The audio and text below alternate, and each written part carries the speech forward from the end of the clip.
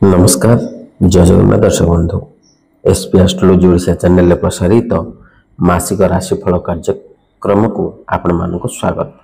दर्शक बंधु आज आम आलोचना करबा जे अक्टोबर 2025 रे केमिति रहइबो राशि चक्र द्वितीय राशि वृष राशि व्यक्तिविशेष मानक पई शुभाशुभ राशिफल विषय विस्तृत भाव आलोचना करबा प्रतिकार सहित किंतु ता पूर्व आपण मानक एक अनुरोध जदि आपण माने हम चैनल को प्रथम थर करे आसी थांती ते वीडियो को लाइक करंतु शेयर करंतु और चैनल को सब्सक्राइब करी पाखरे थिबा बेल आइकन को प्रेस करंतु।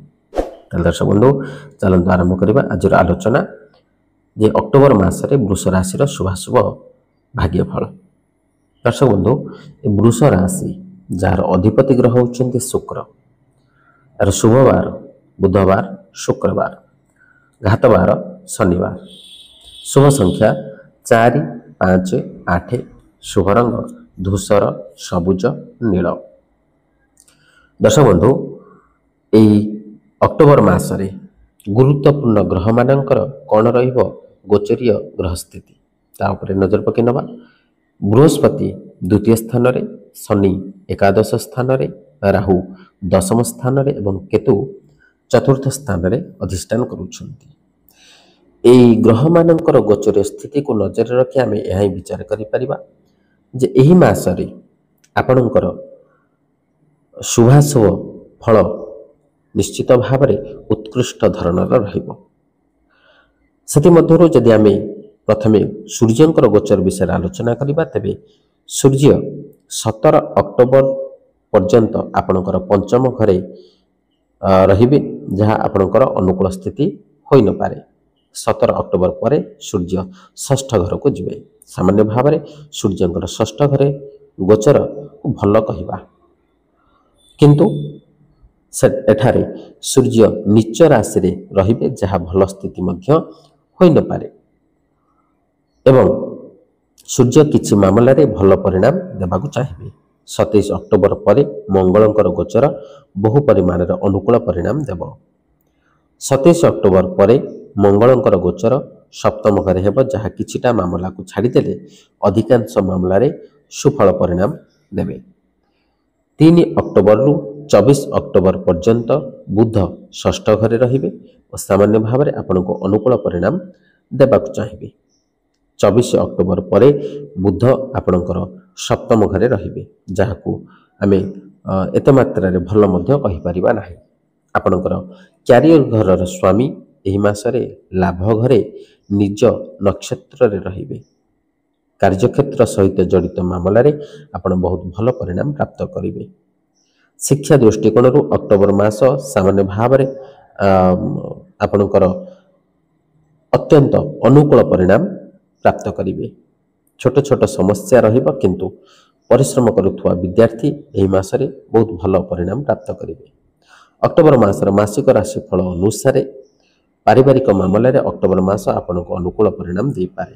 प्रेम जीवन में आपणकर पंचम घर प्रभु बुद्धंकर स्थिति प्रायतः अक्टोबर मासर अनुकूल हेबाकु जाउछि।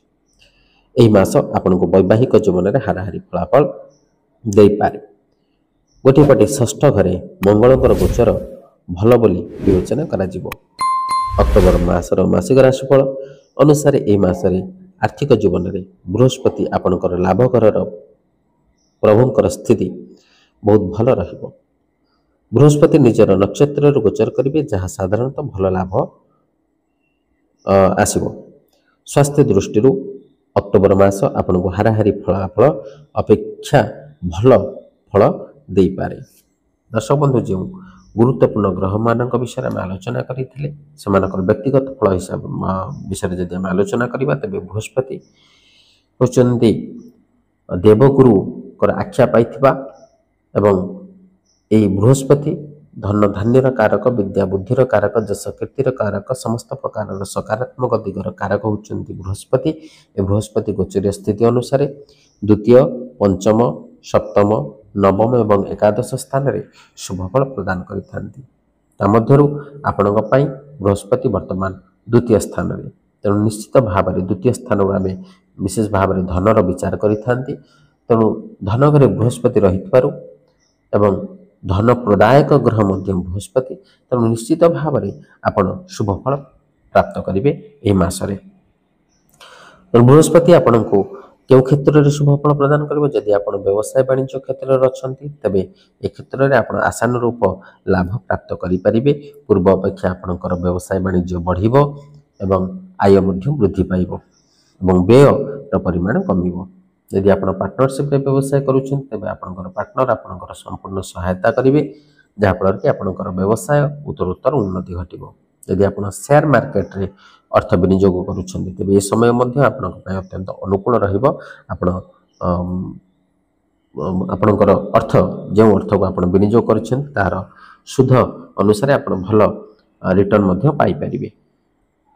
एवं ए समय मध्य जो विद्यार्थी मैंने अच्छा जो मैंने कि अध्ययन क्षेत्र में अच्छा विशेषकर उच्च शिक्षा क्षेत्र में अच्छा से समय अत्यंत शुभ फल प्रदायक। आपणकर पाठपढ़ा क्षेत्र में आग्रह वृद्धि पाइब, इच्छा शक्ति वृद्धि पाइब एवं नूतन नूतन शास्त्र नूतन नूतन विषय प्रति ज्ञान आहरण करिवार जो जिज्ञासा बढ़िब और आपण जो परीक्षा हो बा इंटरव्यू रे जोग दउछने सेत्र मध्ये सफलता हासिल करिवे।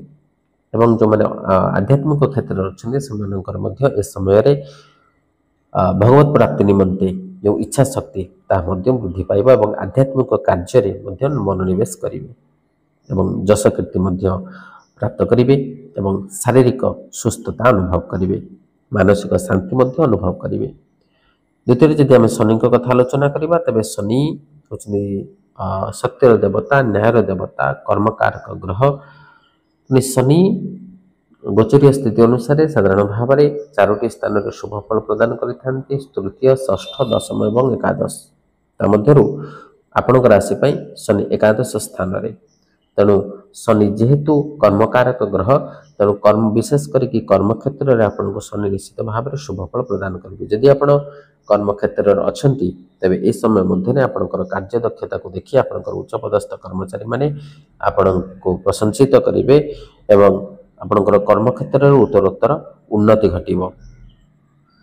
एवं जो मैंने नूतन भाव में कर्म प्राप्ति निमंते आवेदन करुँच ए समय अत्यंत अनुकूल प्रदायक। तेणु नूतन कर्म प्राप्ति निमंते जो चेष्टा निरंतर चेष्टा जारी रखु देखिए निश्चित भाव में आप कर्म प्राप्ति करेंगे। तो दर्शक बंधु जो शुभ एवं अशुभ फल विषय में आलोचना कले अशुभ फल को परित्याग कर शुभ फल प्राप्त करने निमंते आम केत गुड़ी प्रतिकार विषय आलोचना करवा।